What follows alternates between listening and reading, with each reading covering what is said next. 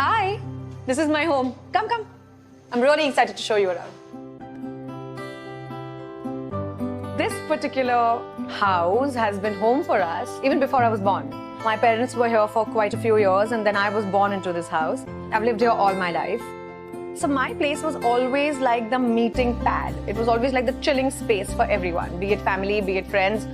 Every big celebration that I can associate with or remember has always been in this house. This is my living room, and this entire space is very minimalistic, contemporary, half made, half bought.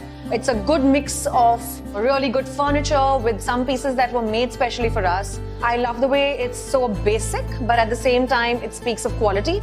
It's very utility based. For example, this center table of mine opens up and you can keep things on this, you can use the centerpiece of it.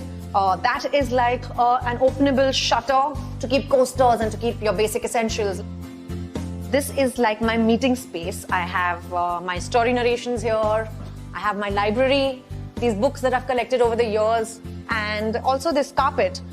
This was custom made. It's an artisanal piece from Jaipur Rugs. So we ensured that comfort was our basic prerequisite, but having said that, we wanted it to also be aesthetically appealing. I have this piece here.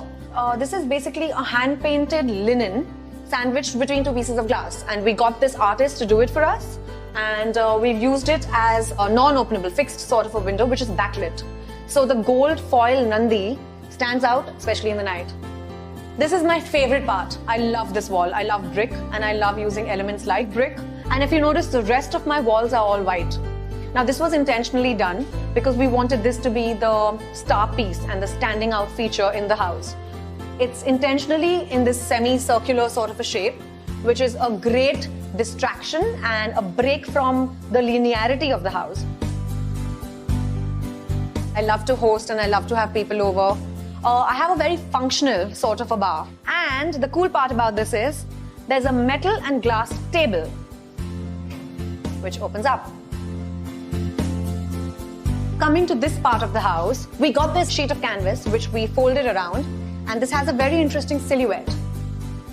So I love metal, music as well as my plotting, and that's why I have this bronze inlay in my terrazzo.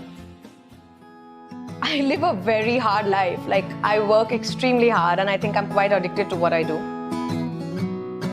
Home for me has just become like a holiday space. So when I have a couple of days off, I come back home. And that's how I look at it and I associate coming back home with.